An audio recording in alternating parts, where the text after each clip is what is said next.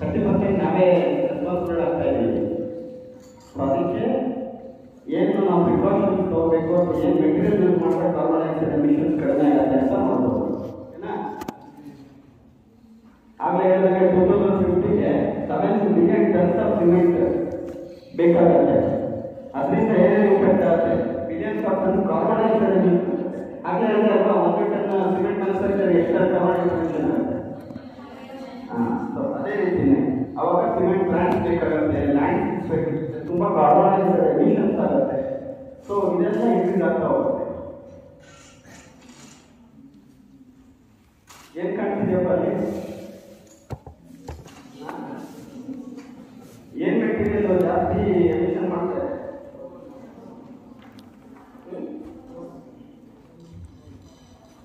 ಕನ್ಸ್ಟ್ರಕ್ಷನ್ಗೆ ಏನು ಯೂಸ್ ಮಾಡ್ತೀವಿ? ಕಾಂಕ್ರೀಟ್ ಮತ್ತೆ ಸ್ಟೀಲ್ ಅಲ್ವಾ?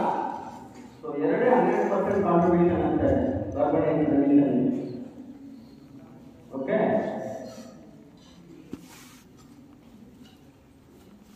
highest carbon dioxide emission countries in the world. ಯಾರು ಫಸ್ಟು? ನಾವಿದ್ದೀವಿ. ಎಷ್ಟು ಪರ್ಸೆಂಟೇಜ್ ಅಲ್ವಾ? ಸೊ ಇಷ್ಟು ಎಮಿಷನ್ಸ್ ಸಸ್ಟೈನಬಿಲಿಟಿ ಅಂತ ಐಡಿಯಾ ಐಡಿಯಾ ಸ್ವಲ್ಪ ಅಲ್ಲೇ ಸೆಕೆಂಡ್ ಪಾಯಿಂಟ್ ಓದಿ. Sustainability development is the development that meet the needs of present without compromising the needs of future generation. ಅಲ್ವಾ? ಸೊ ನ್ಯಾಚುರಲ್ ರಿಸೋರ್ಸಸ್ ಆಮೇಲೆ ಯಾವ ಕಾರ್ಬನ್ ಎಮಿಷನ್ಸ್ ಇರುತ್ತೆ ಅಂತ ಮೆಟೀರಿಯಲ್ಸ್ನ ಯೂಸ್ ಮಾಡಿ ಕಾಂಕ್ರೀಟ್ನ ಸಸ್ಟೈನಬಲ್ ಮಾಡಬೇಕು. So it should not impact the future. Okay, ಇದು sustainable cycle. So sustainability ಯಾವಾಗೈತೆ ಅಂತಂದ್ರೆ economic profit. So ಆಮೇಲೆ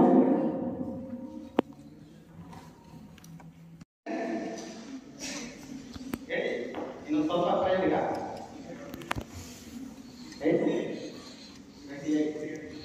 ಕರೆಕ್ಟ್.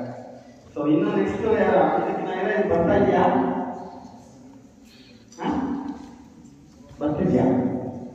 ಸೊ ಅದೇ ಇನ್ಕ್ರೀಸ್ ಆಗ್ತಾ ಹೋಗ್ತಿದೆ. 1000 ಮೀಟರ್, 1100 ಮೀಟರ್, ಅದು ಪಕ್ಕ ಇನ್ನೊಂದು ಅವರ್ಸ್ ಬರ್ತಿದೆ 1100 metre. So sustainable construction, sustainable ಅಂತಂದ್ರೆ ಏನೇನು ಮಾಡಬೇಕು ಅಂತ ಮುಂದೆ ನೋಡೋಣ. ಕಾಂಕ್ರೀಟ್ ಎಲ್ಲ ಕಾಂಕ್ರೀಟ್ ಇದೆ ಸಬ್ಜೆಕ್ಟು. ನಾನು ಇದೆಲ್ಲ basic just sir already IS 456 ಎಲ್ಲ ಎಕ್ಸ್ಪ್ಲೈನ್ ಮಾಡಿದ್ದಾರೆ. ಜಸ್ಟ್ ಎಕ್ಸ್ಪ್ಲೈನ್ ಮಾಡೋದು. ಕಾಂಕ್ರೀಟ್ ಅಂದರೆ ಏನಿದೆ? It is artificial stone produce a mixture of cement, mineral mixture. Mineral mixtures ಅಂದ್ರೆ ಏನು?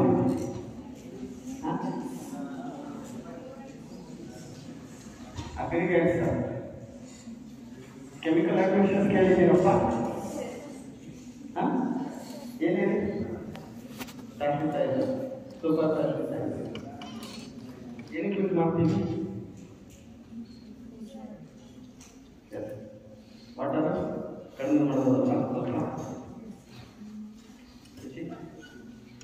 ಸಸ್ಟೈನಬಲ್ ಕಾಂಕ್ರೀಟ್ ಮಾಡಬೇಕು ಅಂದರೆ ಇದೆಲ್ಲ ಪ್ಯಾರಾಮೀಟರ್. ಆಪ್ಟಿಮೈಸೇಷನ್, ಮೆಟೀರಿಯಲ್ ಸೆಲೆಕ್ಷನ್ ಮಾಡಬೇಕು. ಯಾವುದು ಕಾರ್ಬನ್ ಡೈಆಕ್ಸೈಡ್ ಎಮಿಷನ್ಸ್ ಕಡಿಮೆ ಮಾಡುತ್ತೆ ಅದನ್ನು ಆಪ್ಟಿಮೈಸ್ ಮಾಡಬೇಕು.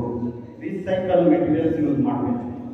ಆಮೇಲೆ ಇನೋವೇಟಿವ್ ಮೆಟೀರಿಯಲ್ಸ್, ಇನ್ನು ತುಂಬ ಬರೀ ಸಿಮೆಂಟ್ ಎಲ್ಲ ತುಂಬ ಇನೋವೇಟಿವ್ ಮೆಟೀರಿಯಲ್ಸ್ ಇದೆ, ಅದನ್ನು ಯೂಸ್ ಮಾಡಬೇಕು.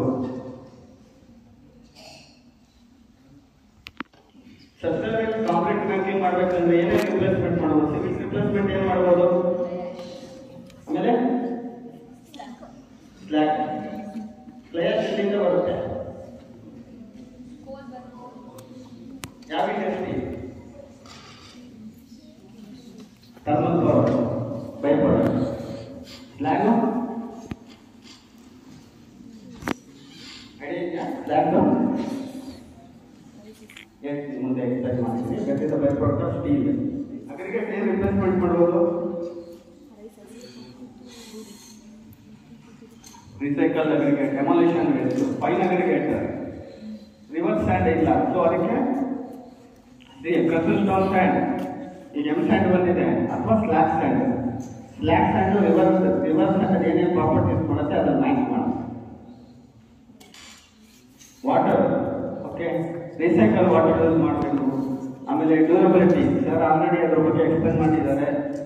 Service life of the structures. Okay sir explain ನೀಟಾಗಿ ಮಾಡಿದ್ರು. IS 4/6 ಏನಿದೆ ಇದರಲ್ಲಿ ಏನಿಲ್ಲ ಸರ್ ಎಕ್ಸ್ಪ್ಲೇನ್ ಮಾಡಿದ್ರಲ್ಲ, mild, moderate, severe, extreme. Mangalore ರೀಜನ್ಗೆ ಹೋದ್ರೆ ಬೇರೆ ಥರ ಡಿಸೈನ್ಸ್ ಇರುತ್ತೆ. ಅದೇ ರೀತಿ ಇದಕ್ಕೆ ಬಂದಾಗ ಬೇರೆ design Bangalore. So minimum cement content, maximum water cement ratio ಇದೆ. ಆಮೇಲೆ ಇದರ IS 4/6 ಅಲ್ಲೇ ಮೆನ್ಷನ್ ಮಾಡಿದ್ದಾರೆ ನೋಡಿ. The addition such as fly ash or ground on slab on slab consider ಮಾಡಿದ್ದಾರೆ. ಓಕೆನಾ? ಕಾಂಕ್ರೀಟ್ ಇಂದ ಏನಾಗ್ತದೆ? ವರ್ಕಬಿಲಿಟಿ ಅಂದ್ರೆ ಏನಪ್ಪ?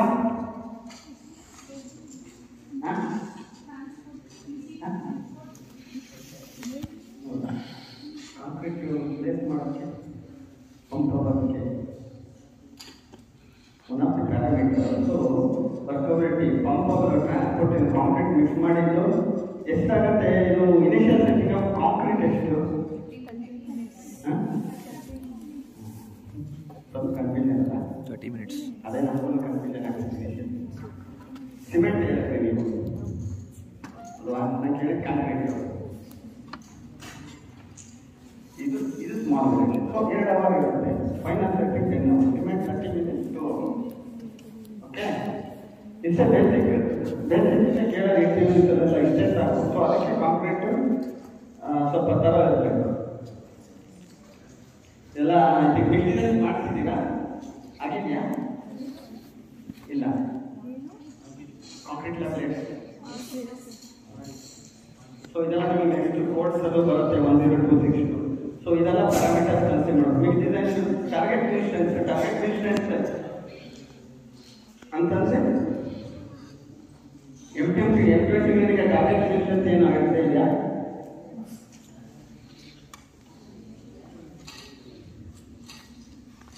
Okay, next formula. ಸೊ ಇದೆಲ್ಲ ಆಬ್ಜೆಕ್ಟಿವ್ಸ್ ನೆಕ್ಸ್ಟ್ ಡಿಸೈನ್ ಮಾಡಬೇಕಂದ್ರೆ ಇದೆಲ್ಲ ಮಿನಿಮಮ್ ಸ್ಟ್ರೆಂತ್ ಎಷ್ಟಿರಬೇಕು, ಟಾರ್ಗೆಟ್ ಮೀನ್ ಸ್ಟ್ರೆಂತ್, ಈಗ ಸೇಫ್ಟಿ ಫ್ಯಾಕ್ಟರ್. ಎಲ್ಲರೂ ನೀವು ಯಾವುದೋ ಇಂಪಾರ್ಟೆಂಟ್ ಇವೆಂಟ್ ಇದಕ್ಕೆ ಹೋಗ್ಬೇಕಾದ್ರೆ 9 ಗಂಟೆಗೆ ಇರುತ್ತೆ ಅಲ್ವಾ? ಸೊ ನೀವು 9 ಗಂಟೆ ಕರೆಕ್ಟ್ ರೀಚ್ ಆಗಬೇಕಂದ್ರೆ ಒಂದ್ಸತಿ ಬೇಗ ಬಿಡಬೇಕು, ಯಾಕೆ? Safety purpose. ಸೊ ಅದೇ ರೀತಿಯೇ ಕಾಂಕ್ರೀಟ್ ಸ್ಟ್ರೆಂತ್ ಇದ್ದಾಗ ಪ್ಯಾರಾಮೀಟರ್ ಸೇಫ್ಟಿನ ಕನ್ಸಿಡರ್ ಮಾಡ್ತಾರೆ. ಆ ಫಾರ್ಮುಲಾ ನೆಕ್ಸ್ಟ್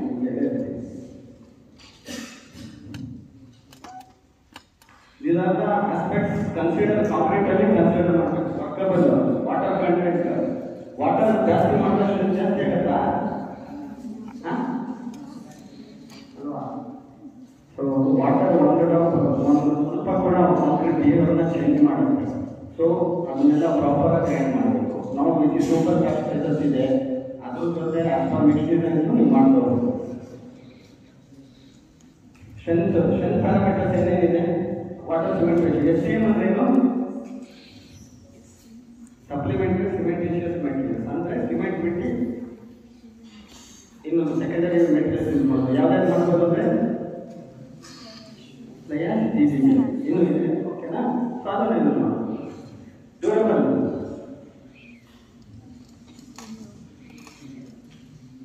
ಇದು ಜಸ್ಟ್ ಅಷ್ಟೇ ಏನೇನು ಪ್ಯಾರಾಮೀಟರ್ಸ್ ಚೆಕ್ ಮಾಡಬೇಕು ಅಂತ ನೀವೆಲ್ಲ ಲ್ಯಾಬ್ ಟ್ರಯಲ್ಸ್ ಮಾಡುವಾಗ ಅಥವಾ ಮಿಕ್ಸ್ ಡಿಸೈನ್ ಮಾಡುವಾಗ ಬೇಕಾಗುತ್ತೆ. ಇದನ್ನು ಕೋಡ್ ರೆಫರೆನ್ಸ್ ಪ್ರೆಸೆಂಟೇಷನ್ ಕಳಿಸಿರ್ತೀನಿ, ನೀವು ತಗೊಂಡು ಈಗ ನೋಡ್ಬೋದು. Okay, they are some of the code reference.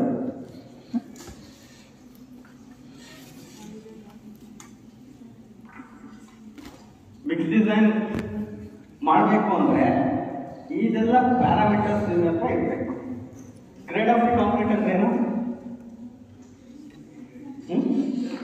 ಒಂದು ಗ್ರೇಡ್ ಇದೆ, M20. ಎಷ್ಟು ಗ್ರೇಡ್ ಇದೆ? ಎಲ್ಲಿ ತನಕ ಇದೆ? 100 ತನಕ ಇದೆ, ಕರೆಕ್ಟ್ ಅಲ್ವಾ? ಇದೆ.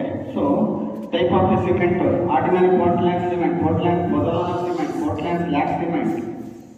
ನೀವು ಇನ್ನೂ 10 ಟೈಪ್ ಸಿಮೆಂಟ್ ಬರುತ್ತೆ. Low heat hydration cement, rapid hardening cement ಇರುತ್ತೆ. ಅದು ಡಿಫ್ರೆಂಟ್ ಎಕ್ಸ್ಪೋಜರ್ಗೆ ಯೂಸ್ ಮಾಡಬೇಕು. Minimum cement content, water ratio, transportation times ಮತ್ತು ಪ್ಲೇಸಿಂಗ್ ಇದಿರಬೇಕು. ಸೊ ಇದೆಲ್ಲ ಪ್ಯಾರಾಮೀಟರ್ಸ್ ಕನ್ಸಿಡರ್ ಮಾಡಬೇಕು. Okay,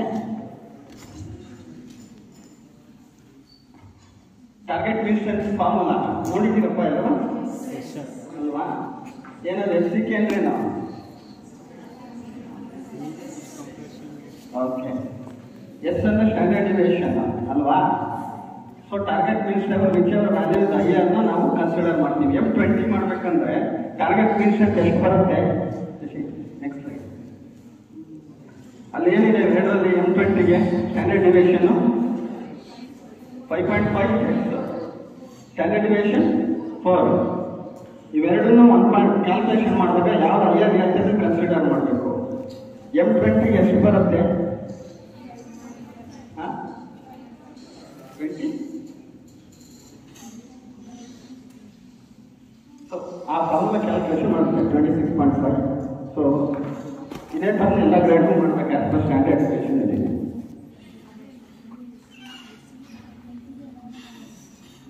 These are the materials, mineral, chemical, alternative and coarse aggregate. ಇದನ್ನು use ಮಾಡಿ ಕಾಂಕ್ರೀಟ್ ನ ಸಸ್ಟೈನಬಲ್ ಮಾಡಬಹುದು ಮತ್ತೆ ಡ್ಯೂರಬಿಲಿಟಿ ಇನ್ಕ್ರೀಸ್ ಮಾಡಬಹುದು. ಓಕೆ, ಇನ್ನೊಂದು ಕ್ವೆಶ್ಚನ್ ಏನೇನು ಕಾಣ್ತಿದೆ? ಯಾವ ನೋಡಿದ್ದೀರಾ? ಆಮೇಲೆ ಮೆಟಾಕ್ರೈಲಿನ್, ಮೈಕ್ರೋಸಿಲಿಕಾ, ಆಲ್ಕೋಫೈನ್ ಅಂತಿದೆ. ಆಮೇಲೆ ನಮ್ಮ ಕಂಪ್ನಿನೇ ಇವಾಗ ರೀಸೆಂಟ್ ಆಗಿ ಇನ್ನೊಂದು ಪ್ರಾಡಕ್ಟ್ ಯೂಸ್ ಮಾಡ್ತೀವಿ, ದಟ್ ಇಸ್ ಕಾಲ್ಡ್ ಮೈಕ್ರೋಫೈನ್. ಮೈಕ್ರೋಫೈನ್ ಅಂದ್ರೆ GGBS ನ 4 ಟೈಮ್ಸ್ ಗ್ರೈಂಡಿಂಗ್ ಜಾಸ್ತಿ ಮಾಡಿರ್ತೀವಿ, ಅದನ್ನ ಹೈಯರ್ ಗ್ರೇಡ್ ಆಫ್ ಕಾಂಕ್ರೀಟ್ಗೆ ರಿಪ್ಲೇಸ್ಮೆಂಟ್ ಮಾಡ್ತೀವಿ. ಬ್ಲೆಂಡೆಡ್ ಸಿಮೆಂಟ್ ಇಲ್ಲೆಲ್ಲ ಯೂಸ್ ಮಾಡೋದು ನೋಡಿದ್ದೀರಾ? ನೋಡಿ, ಅಂದ್ರೆ ಐರ್ಲೆಂಡ್ ಅಲ್ಲಿ ಆಗ್ಲೇನೆ ಅಂದ್ರೆ ಬೇರೆ ಕಂಟ್ರೀಸ್ ಮುಂಚೆನೆ ಬ್ಲೆಂಡೆಡ್ ಸಿಮೆಂಟ್ ಯೂಸ್ ಮಾಡ್ತಾರೆ ನೋಡಿ, 100% ರಿಪ್ಲೇಸ್ಮೆಂಟ್ ಇನ್ ಐರ್ಲೆಂಡ್. ಸೊ ಅದೇ ರೀತಿ ವೇರಿಯಸ್ ಕಂಟ್ರೀಸ್ ಏನೇನು ರಿಪ್ಲೇಸ್ಮೆಂಟ್ ಮಾಡಿದ್ರೆ ಎಷ್ಟು ಪರ್ಸೆಂಟ್ GGBS ಅಂತ ರಿಪ್ಲೇಸ್ಮೆಂಟ್ ಪಾರ್ಷಲ್ ಸಿಮೆಂಟ್. ಓಕೆನಾ? GGBS ಯೂಸ್ ಮಾಡಿದ್ರೆ ಕಾಂಕ್ರೀಟ್ ಏನೇನು ಅಡ್ವಾಂಟೇಜಸ್ ಅಂತ. ಲೇಟರೆಸ್ಟ್ ಸ್ಟ್ರೆಂತ್ ಏನದ? Later strength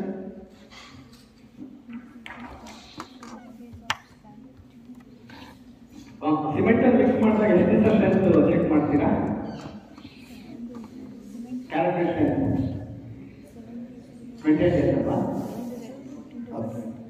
so GGBS use ಮಾಡಿ ಮಿಕ್ಸ್ ಮಾಡಿದಾಗ it will keep on increasing after 28 days also. ಬ್ಯಾಂಗ್ಳೂರಲ್ಲಿ ಒಂದು ಐರನ್ ಬಿಲ್ಡಿಂಗ್ ಮಾಡಿದ್ವಿ, 32 floors building, 50% replacement of GGBS ಮತ್ತು cement, 400 kg M25 grade of concrete. So ಅದನ್ನ 56 days 120 days study ಮಾಡ್ತೀವಿ. ಅವಾಗ ನಮಗೆ ಬಂದಿದ್ದ ಸ್ಟ್ರೆಂತ್ ಎಷ್ಟು ಗೊತ್ತಾ? 56 MPa ಅಂದ್ರೆ M50 ಗ್ರೇಡ್ ಕಾಂಕ್ರೀಟ್ ಆಯ್ತು. M20 with blended GGBS blend ಮಾಡಿದ ಕಾಂಕ್ರೀಟ್ ಅಷ್ಟು ಸ್ಟ್ರೆಂತ್ ಕೊಡುತ್ತೆ. ಹೀಟ್ ಆಫ್ ವೈಬ್ರೇಷನ್ ಕಡಿಮೆ ಆಗುತ್ತೆ. ಹೀಟ್ ಆಫ್ ವೈಬ್ರೇಷನ್ ಜಾಸ್ತಿ ಆದರೆ ಏನು ಬರುತ್ತೆ? ಸೊ ಅದನ್ನು ರೆಡ್ಯೂಸ್ ಮಾಡುತ್ತೆ. ಪೋರ್ ವಾಲ್ಯೂಮ್ ಒಳಗಡೆ ಪೋರ್ ವಾಲ್ಯೂಮ್ ಪ್ಯಾಕಿಂಗ್ ಚೆನ್ನಾಗಿರುತ್ತೆ, ಪೋರ್ಸ್ ಕಡಿಮೆ ಇರುತ್ತೆ. ಪೋರ್ಸ್ ಕಡಿಮೆ ಇದ್ರೆ ಏನಾಗುತ್ತಪ್ಪ? ಕಾಂಕ್ರೀಟ್ ಏನು ಅಡ್ವಾಂಟೇಜ್? ಪೋರ್ಸ್ ಕಡಿಮೆ ಇದ್ರೆ ಸ್ಟ್ರೆಂತ್ ಜಾಸ್ತಿ ಬರುತ್ತೆ. ಸೊ ಸಲ್ಫೇಟ್ ಮತ್ತು ಕ್ಲೋರೈಡ್ ರೆಸಿಸ್ಟ್ ಆಗುತ್ತೆ. ಎಲ್ಲಿರುತ್ತೆ ಕ್ಲೋರೈಡ್ ಸಲ್ಫೇಟ್ ಜಾಸ್ತಿ? ಅದು ಹೇಳಿದ್ರು ಆಗಲೇ, ಬಿಲೋ ಗ್ರೌಂಡ್ ಲೆವೆಲ್. ಮುಂಚೆ ಬಿಲೋ ಗ್ರೌಂಡ್ ಲೆವೆಲ್ ಎಲ್ಲ ಸಲ್ಫೇಟ್ ರೆಸಿಸ್ಟೆಂಟ್ ಸಿಮೆಂಟ್ ಅಂತ ಯೂಸ್ ಮಾಡ್ತಾ ಇದ್ರು. ಇಟ್ ಇಸ್ ವೆರಿ ಕಾಸ್ಟ್ಲಿ ಅಂದರೆ ನಾವು ಆರ್ಡಿನೆಂಟ್ ಕೊಡ್ತೀವಿ. ಸೊ ಇದು ಯೂಸ್ ಮಾಡಿದಾಗ ಸಲ್ಫೇಟ್ ಆ್ಯಂಡ್ ಕ್ಲೋರೈಡ್ ರೆಸಿಸ್ಟ್ ಮಾಡುತ್ತೆ. Bangalore metro below ground level M25 grade 50% replacement ಮಾಡಿದ್ದಾರೆ. ಇದವರೆಗೂ ಎಲ್ಲ ಆಗ್ತಿರೋದು 50% 2016 ಇಂದ.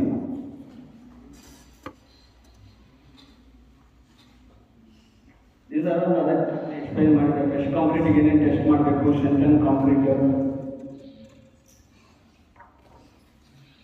ಯಾವ್ಯಾವ ಟೈಪ್ ಕಾಂಕ್ರೀಟ್ ಗೊತ್ತು? ಒಂದು ನೀವೆಲ್ಲ ಪ್ರಾಜೆಕ್ಟ್ ಮಾಡಬೇಕಂದ್ರೆ these are various type of concrete. ಇಷ್ಟು ಕಾಂಕ್ರೀಟ್ ಅನ್ನು ನೀವೆಲ್ಲ ಬ್ಲೆಂಡೆಡ್ಸ್ನ ಯೂಸ್ ಮಾಡ್ಬೋದು. ಯೂಸ್ ಮಾಡಿ ನೀವು ಮೆನಿ ಪ್ರಾಜೆಕ್ಟ್ಸ್ ಸರ್ ಹೇಳೋದು ಲಾಟ್ಸ್ ಆಫ್ ರಿಸರ್ಚ್ ಮಾಡ್ಬೋದು. ಇದರಲ್ಲಿ ನೀವೆಲ್ಲ ಪ್ಯಾರಾಮೀಟರ್ಸ್ ತಗೊಂಡು ಈ ಕಾಂಕ್ರೀಟ್ ಅನ್ನು ಯೂಸ್ ಮಾಡ್ಬೋದು. High volume fly ash or GGBS ಅಂದರೆ 80% ಫ್ಲೈ ಆಶ್ ಕೂಡ GGBS ಕೂಡ ಹಾಕಿ ಯೂಸ್ ಮಾಡ್ಬೋದು. 70% ಕೂಡ ಮಾಡಿ. But as per code it is minimum 25, maximum 70% replacement ಇದೆ.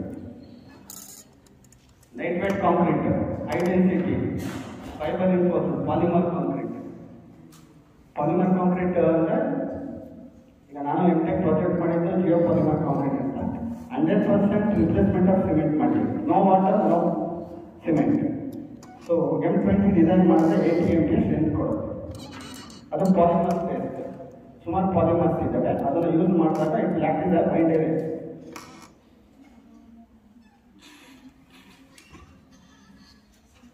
ಕಾಂಕ್ರೀಟ್ ಡ್ಯೂರಬಲ್ ಇರಬೇಕು ಅಂದರೆ ಏನೇನು ಇಂಪಾರ್ಟೆನ್ಸ್?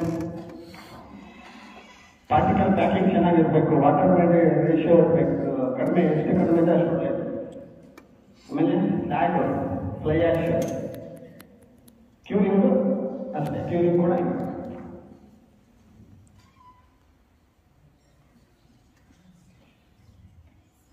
GGBS ಕೇಳ್ತೀರಪ್ಪ ಹೆಂಗೆ ಬಂದು ಯಾವ ಥರ ಬೈ ಪ್ರಾಡಕ್ಟ್?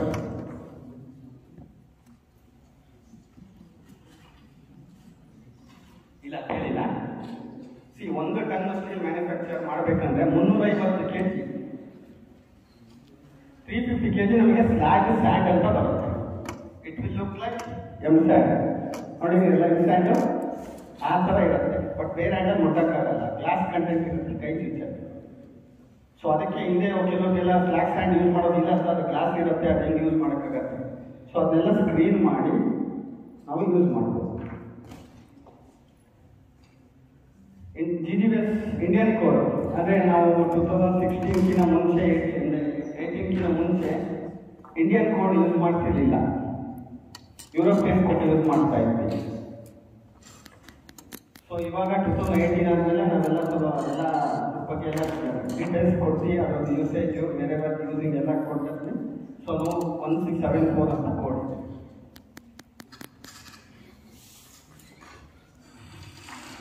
GGBS ಹೆಂಗೆ ಬರುತ್ತೆ ಅಂದರೆ, ಕೋಕ್ ಐರನ್ ಆರ್ ಲೈಮ್ ಸ್ಟೋನ್ನ 1400 ಡಿಗ್ರಿಗೆ ಹೀಟ್ ಮಾಡಿದಾಗ ಮಾಲ್ಟನ್ ಸ್ಲ್ಯಾಗ್ ಮತ್ತು ಮಾಲ್ಟನ್ ಐರನ್ ಅಂತ ಬರುತ್ತೆ. ಮಾಲ್ಟನ್ ಐರನ್ ಬಂದು ಡೆನ್ಸಿಟಿ ಜಾಸ್ತಿ ಇರುತ್ತೆ. ಸೊ ಅದಕ್ಕೆ ಅದು ಸೆಟಲ್ ಇಂದ ಬಾಟಮ್ ಅದನ್ನು ತಗೊಂಡು ಸ್ಟೀಲ್ ಮ್ಯಾನುಫ್ಯಾಕ್ಚರ್ ಮಾಡ್ತಾರೆ. ಅಲ್ಲಿ ಮೇಲೆ ಕಾಣ್ತಾ ಇದೆಯಲ್ಲ ಮಾಲ್ಟನ್ ಸ್ಲ್ಯಾಗು, ಅದನ್ನು ಸಪ್ರೇಟ್ ಟ್ರ್ಯಾಪಲ್ಲಿ ತೆಗ್ದು ಹೈ ಸ್ಪೀಡ್ ವಾಟರ್ ಜೆಟ್ಟಲ್ಲಿ ಕೂಲ್ ಮಾಡ್ತಾರೆ. ಯಾಕೆ? 1400 ಡಿಗ್ರಿ ಹೀಟ್ ಇರುತ್ತೆ, ಆಮೇಲೆ ಗ್ರಾನ್ಯೂಲ್ ಥರ ಬರ್ತಾ ಇರುತ್ತೆ. ಸೊ ಅದಕ್ಕೆ ಅದನ್ನು ಹೈ ಸ್ಪೀಡ್ ಜೆಟ್ಟಿಂದ ಏನು ಮಾಡಿದಾಗ ಅದು ಮೈನರ್ ಪಾರ್ಟಿಕ್ಯುಲರ್ಸ್ ಆಗಿ ಬರುತ್ತೆ. That we will call as GBS. GBS ಅಂದರೆ granulated blast furnace slag. Further ಅದನ್ನು ತಗೊಂಡು ವರ್ಟಿಕಲ್ ರೋಲಿಂಗ್ ಮಿಷಿನ್ಸ್ ಅಲ್ಲಿ ಗ್ರೈಂಡ್ ಮಾಡಿಬಿಟ್ಟು ವೈಟ್ ಕಲರ್ ಪೌಡರ್ ಬರುತ್ತೆ. ನೋಡಿದ್ರೆ ಅದರ GBS ವೈಟ್ ಕಲರ್ ಇರುತ್ತೆ. ಅದಕ್ಕೆ ಹೇಳ್ತೀವಿ ground granulated blast furnace slag. ಅರ್ಥ ಆಯ್ತಾ? Okay, these are the chemical composition. ಸಿಮೆಂಟಲ್ಲಿ ಏನೇನಿದೆ ಕಂಪೋಸಿಷನ್ಸ್ ಎಲ್ಲ GGBS ಅಲ್ಲಿ ಇರುತ್ತೆ. ಪರ್ಸೆಂಟೇಜಸ್ ವೇರಿಯೇಷನ್ ಇದೆ. ಇಲ್ಲಿ ಮೇಜರ್ ಹೈಡ್ರೇಷನ್ ಪ್ರೋಸೆಸ್ಗೆ ಯಾವ್ದು ಹೆಲ್ಪ್ ಆಗೋದು? ಕ್ಯಾಲ್ಸಿಯಂ ಆಕ್ಸೈಡ್, ಓಕೆ, ಸಿಲಿಕಾನ್ ಇದೆ, ಅಲ್ಯೂಮಿನಿಯಂ ಇದೆ, ಮ್ಯಾಗ್ನೀಷಿಯಂ, ಗ್ಲಾಸ್ ಕಂಟೆಂಟ್ ಅಂತ ಇದೆ 90 to 95%. ಅದು ಇಟ್ ವಿಲ್ ಗ್ಲಾಸ್ ಥರ ಇರುತ್ತೆ, but it is a good for micro ಸ್ಟ್ರಕ್ಚರ್ಲಿ ಸ್ಟ್ರೆಂತ್ ಇನ್ಕ್ರೀಸ್ ಮಾಡೋಕ್ಕೆ ಹೆಲ್ಪ್ ಮಾಡುತ್ತೆ. These are the advantages for fly ash ಅಂದರೆ GGBS. ಎಷ್ಟು ಪರ್ಸೆಂಟ್ ಇದೆ ಸಿಮೆಂಟಲ್ಲಿ calcium? CaO. GGBS fly ash. So ಅದಕ್ಕೆ ನಿಮಗೆ ರಿಪ್ಲೇಸ್ಮೆಂಟಿಗೆ ನಿಮಗೆ ಸಪೋರ್ಟ್ ಮಾಡುತ್ತೆ. ಕ್ಯಾಲ್ಸಿಯಂ ಆಕ್ಸೈಡ್ ಹೈಡ್ರೇಷನ್ ಪ್ರೋಸೆಸ್ಗೆ 62 ಇದೆ, ಇದು 40 ಇದೆ. ಓಕೆನಾ? Silica content is more in fly ash. So it will help. Polymers use ಮಾಡಿದಾಗ ಅದ್ರದ್ದು ಅಡ್ವಾಂಟೇಜಸ್ ಜಾಸ್ತಿ ಆಗುತ್ತೆ, ರಿಯಾಕ್ಷನ್ಸ್ ಅದೇ ಹೆಲ್ಪ್ ಆಗುತ್ತೆ ಪಾಲಿಮರ್ಸ್.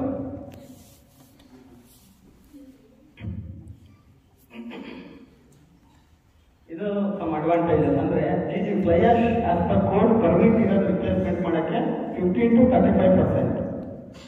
GGBS ಬಂದು ಮಿನಿಮಮ್ 25 to 70. ಅದು IS45 ಕೋಡಲ್ಲಿ ಇದೆ. ಮ್ಯಾಕ್ಸಿಮಮ್ 80% ಕೂಡ ಹೋಗಿ ಯೂಸ್ ಮಾಡ್ಬೋದು in some countries. GGBS mix ಮಾಡಿದಾಗ advantages it gives higher strength compared to other Portland cement. ಸರಿಯಾದ ಲೋ ಆರ್ಸಿಪಿಟಿ ವ್ಯಾಲ್ಯೂ, ಲೋ ಅಂದರೆ ಡ್ಯೂರಬಿಲಿಟಿ ಪ್ಯಾರಾಮೀಟರ್ಸ್ ಅಲ್ಲ, ಕ್ಲೋರೈಡ್ ಪೆನಿಟ್ರೇಷನ್ ಟೆಸ್ಟ್ ಅಂತ ಅದನ್ನು ಮಾಡಿದಾಗ ನಿಮಗೆ ಲೋಯರ್ ವ್ಯಾಲ್ಯೂಸ್ ತೋರಿಸುತ್ತೆ. ಕಾಂಕ್ರೀಟ್ ಯೂಸ್ ಮಾಡಿದಾಗ ನಿಮಗೆ ಫ್ಲೆಕ್ಸಾಷನ್ ರೋಡ್, ಈಗ ಅಟಲ್ ಸೇತು ಅಂತೆಲ್ಲ ಮನೆ ಇನಾಗ್ರೇಷನ್ ಆಯ್ತು ಗೊತ್ತಲ್ಲ ಮುಂಬೈಯಲ್ಲಿ, ಅದೆಲ್ಲ GGBS ಯೂಸ್ ಮಾಡಿರೋದು. ಆಮೇಲೆ ಬ್ಯಾಂಗ್ಳೂರ್ ಮೈಸೂರು ಎಕ್ಸ್ಪ್ರೆಸ್ ಇದೆ, ಆಮೇಲೆ ನಿಮ್ಮ ಹತ್ರ ನಿಮ್ಮ ಏರಿಯಾದಲ್ಲೂ ಯೂಸ್ ಮಾಡಿದ್ದಾರೆ. ಸೊ ಎಲ್ಲ ರೋಡ್ಸ್ ಕೂಡ built it will give good flexion. ನೋಡಿದ್ದೀರಾ ವರ್ಟಿಕಲ್ ಆಗಿರುತ್ತೆ. ಸೊ ಎಷ್ಟು ಎರಡು ತರಗತಿ ಅದನ್ನು ಸ್ಟೋರ್ ಮಾಡಕ್ಕೆ ಯೂಸ್ ಮಾಡ್ತಾರೆ. ಅಂದರೆ ಓಕೆ ಮಾತನಲ್ಲಿ ಕ್ಯಾಪ್ಟಿವ್ ಅಂತಂದ್ರೆ ಪ್ರಾಜೆಕ್ಟ್ ವಿತಿನ್ ಪ್ರಾಜೆಕ್ಟ್ ಯೂಸ್ ಮಾಡೋದ ಇನ್ಸ್ಟಾಲ್ ಮಾಡೋದ್ರಿಂದ ಅದೇ ಸಾಗರ ಸರಿ ಅದೇ ಬರುತ್ತೆ. ಇದ್ರೆ ಕೊರಿಲಿ ಇದು ವಿಡಿಯೋ ವಿಡಿಯೋ ಆಫ್ ಆಯ್ತು. ಸೊ ಈ ಥರದೆಲ್ಲ GGBS ಒಂದು ಸಿಂಪಲ್ ಕಾನ್ಸೆಪ್ಟ್ ಏನು ಹೇಳ್ತೀನಿ ಪೂರ್ತಿ ಒಂದು ಸೆಷನ್ ಬರಲಿಲ್ಲ ವಿಡಿಯೋ, ಅದಾಗೆ ಆಫ್ ಆಯಿತು. ಮತ್ತೆ ಫಸ್ಟ್ ಮಾಡ್ತೀನಿ ಹೇಳು ಅವನಿಗೆ. ಹಲೋ ಕನ್ಸ್ಟ್ರಕ್ಷನ್ ಕೆಮಿಕಲ್ಸ್ ಅದಕ್ಕೂ ಕೂಡ ರಿಪ್ಲೇಸ್ಮೆಂಟ್ ಮಾಡ್ತೀವಿ.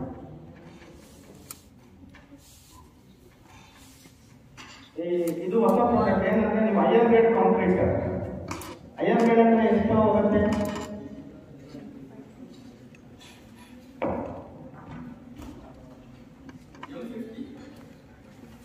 ಸಿಮೆಂಟ್ ಕಂಟೆಂಟ್ ಎಷ್ಟು ಯೂಸ್ ಮಾಡ್ಬೋದು ಅಂತ ಅಲ್ಲಿದೆ, ಅದೆಲ್ಲ ಹೇಳ್ಕೊಡ್ಬೇಕಾಗ್ತದೆ ಇದೆ ಮಿನಿಮಮ್. ಆಮೇಲೆ maximum cement content grade of ದಿನಕ್ಕೆ ಯೂಸ್ ಮಾಡಬೇಕಾದ್ರೆ ಎಷ್ಟಾಗುತ್ತೆ ಐಡಿಯಾ ಇದೆಯಾ? ಮ್ಯಾಕ್ಸಿಮಮ್ ಸಿಮೆಂಟ್ ಕಂಟೆಂಟ್ ಎಷ್ಟು ಯೂಸ್ ಮಾಡ್ಬೋದು ಅಂತ?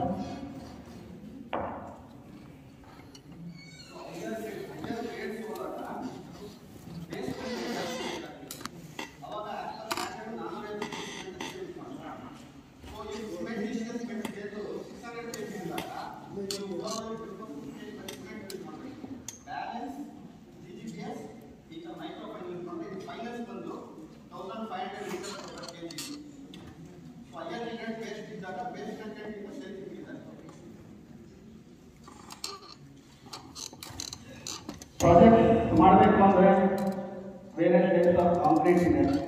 ನೀವು ಇದನ್ನ ನೋಡಿ ಇದ್ರ ಪ್ರಕಾರ ನೀವೆಲ್ಲ ಪ್ರಾಜೆಕ್ಟ್ಸ್ನ ಟೇಕಪ್ ತಗೊಂಡು innovative products supplementary materials use ಮಾಡಿ ಮಾಡೋದು.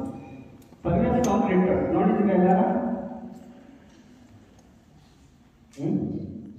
ಸೊ ಪೇಸ್ಟ್ ಕಂಟೆಂಟ್ ಕಡಿಮೆ ಆಗುತ್ತೆ. ಡ್ರೈನ್ ಪಾತ್ರೆ ನೀವು ಯೂಸ್ ಮಾಡ್ಬೋದು. ಹೊರಗಡೆ ಬಂದಿರೋ ರೈನ್ ವಾಟರ್ನ ಸ್ಲ್ಯಾಬ್ ಒಳಗೆ ಹೋಗಿ ಕೆಳಗಿಂದಲೇ ಡ್ರೈನ್ಸ್ ಮಾಡಿ ಡೈವರ್ಷನ್ ಮಾಡ್ಬೋದು. ಸೊ ಸ್ಟ್ಯಾಂಪ್ ಕಾಂಕ್ರೀಟ್ ಏನು ಬೇಕು ಡಿಸೈನ್ ಪ್ರಕಾರ stamp. Self concreting concrete idea?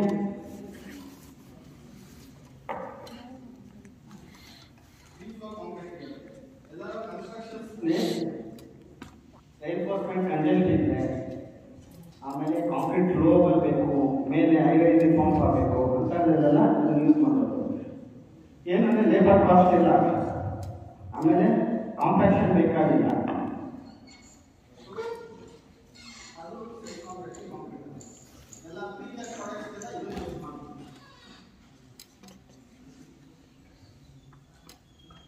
White topping ನೋಡಿದ್ದೀರಾ? ಕೇಳಿದ್ದೀರಾ? ಏನೇನು ಎಕ್ಸಿಸ್ಟಿಂಗ್ ರೋಡ್ಸ್ ಮೇಲೆ ಕಾಂಕ್ರೀಟ್ ಹಾಕೋದು. ಎಕ್ಸಿಸ್ಟಿಂಗ್ ರೋಡ್ ಫ್ಲೆಕ್ಸಿಬಲ್ ಪೇಮೆಂಟ್ ಇದ್ರೆ ಅದ್ರ ಮೇಲೆ ಕಾಂಕ್ರೀಟ್ ಯೂಸ್ ಮಾಡೋದು. ಥಿಕ್ನೆಸ್ ಕಡಿಮೆ ಇರುತ್ತೆ. ಫೈಬರ್ ಕಾಂಕ್ರೀಟ್ಸ್ ಇದೆಲ್ಲ ವೇರಿಯಸ್ ಪ್ರಾಜೆಕ್ಟ್ಸ್ ನೀವು ಕನ್ಸಿಡರ್ ಮಾಡಿಕೊಂಡು ರಿಪ್ಲೇಸ್ ಮಾಡಿ.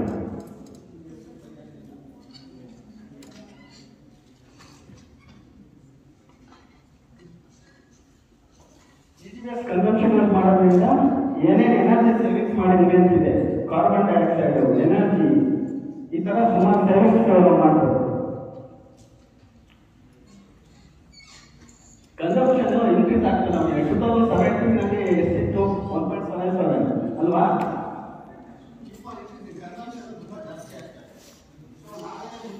ಅದರಲ್ಲಿ 2 lakhs 2.5 lakhs per ton sale ಆಗ್ತಿದೆ. ಇವಾಗೆಲ್ಲ 5 lakhs ಇದೆ. ಸೊ ಆಲ್ ಮೇಜರ್ ಪ್ರಾಜೆಕ್ಟ್ಸ್ ಅಲ್ಲಿ ಇದನ್ನ ಯುಟಿಲೈಸ್ ಮಾಡ್ತಾರೆ.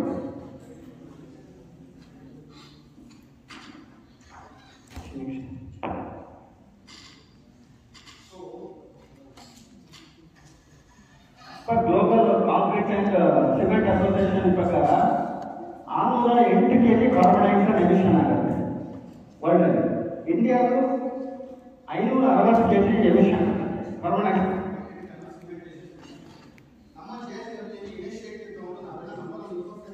ಇರೋದ್ರಿಂದ ನಾವು ಕಾರ್ಬನ್ ಡೈಆಕ್ಸೈಡ್ ಎಮಿಷನ್ 560 ನಾವು 200 kg ತರ ರಿಡ್ಯೂಸ್ ಮಾಡಿದ್ವಿ. ಬಿಕಾಸ್ ನಮ್ದೆಲ್ಲ ಇಕೋ ಫ್ರೆಂಡ್ಲಿ ಪ್ರಾಡಕ್ಟ್. ಒಂದು GGBS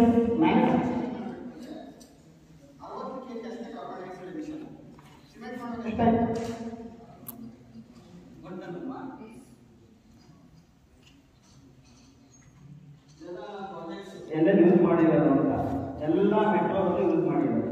Mumbai metro, Chennai, Bengaluru, international airport terminal 2 ಕೂಡ ರನ್ವೇಗೆ 50% ರಿಪ್ಲೇಸ್ಮೆಂಟ್ ಮಾಡಿರೋದು. All companies 99%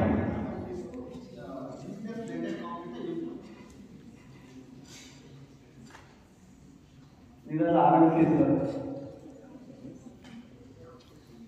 ಏನ್ ಕಾಣಿದೆ ಯಾವ್ದಾರ ಐಡೆಂಟಿಫೈ ಮಾಡ್ಬೋದಾ?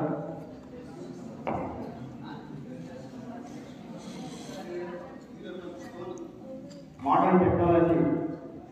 ಸೊ ಅಲ್ಲಿ ಕಾಂಕ್ರೀಟ್ಗೆ 6000 ಟನ್ಸ್ GGBS ಯೂಸ್ ಮಾಡಿ. ಬಿಕಾಸ್ ಲೈಫ್ 1000 ಇಯರ್ಸ್ ಬರಬೇಕು ಅಂದಾಗ ಸ್ಟೋನ್